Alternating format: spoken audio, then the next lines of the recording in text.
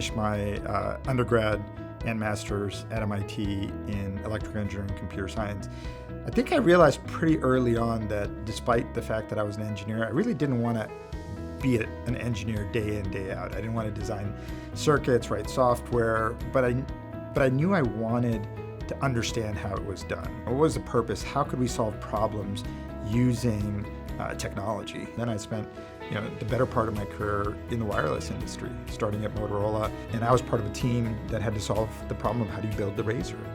I think some of the most interesting years where I learned the most at Motorola were the years of the Razr. And we had an incredible set of leaders that had an idea. We should be able to create the world's thinnest, lightest, sturdiest, most dependable phone. Right? We can come up with a drawing on paper. You can draw anything on paper. Can you actually build it? Can you scale it? Right? Can you build hundreds of millions of devices? I led the aspect of the product where we had to figure out how to forecast the demand for Razr. How would we allocate the demand for Razr? How would we build the Razr? We solved a lot of new, unique, and different challenges as we built and scaled the Razr, and it became probably the first phone that every carrier in the world wanted. It was because people were starting to use phones differently. They were starting to carry phones differently. They wanted something different. And so I got a unique opportunity to join Samsung. And Samsung gave me an opportunity to say, why don't you come in and run strategy, product, and technology. And so, I lived in Korea for the first 3 months, learning every part of the business, putting a strategy together that said, hey, if we want to make a dent in where this industry is going, we have to do things differently. We should just bet on Android, and we should put 2,000 engineers on Android. And they looked at me like, are you sure about this? And I said, no, not sure, but I have a strong point of view.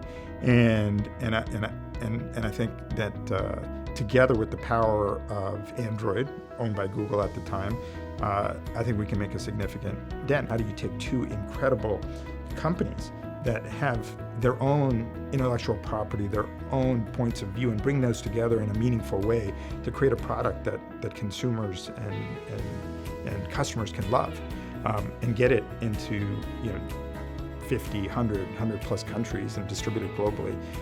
Really exciting time in my career, and I think those lessons also stick with me.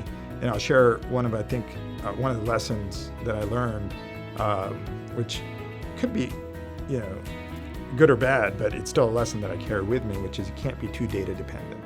Data is important, but if we listen to legacy data, historical data, we won't innovate at the pace that we have to. So we have to have a point of view.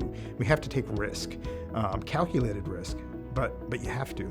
And that was one of the lessons that kind of stuck with me after that, which is be provocative, be bold. Let's take some risk, but let's not be completely blind about it. If I fast forward in my career, I kind of went through different parts of the ecosystem. After I left kind of what you would consider hardware, I went into pure software, pure application software on the mobile side, doing mobile applications for several years, and payments and productivity and gaming, and then actually spent a few years building and growing a retail ecosystem of how do you engage with customers at the point of sale? How do you allow them to do research at home and come into a store and have a frictionless experience in terms of buying product and walking out the door with it and being delighted by it? And so what brought me to ADT was, I wanted a challenge. And so when you take the size of the company, the willingness to invest, the permission to play, you combine that with a great brand, with great distribution, with an incredible legacy, an incredible mission to protect what matters most. To me, being here is like being a kid in a candy store. My team and I have so much to play with, and we're having fun every single day trying to figure out what matters most in people's lives.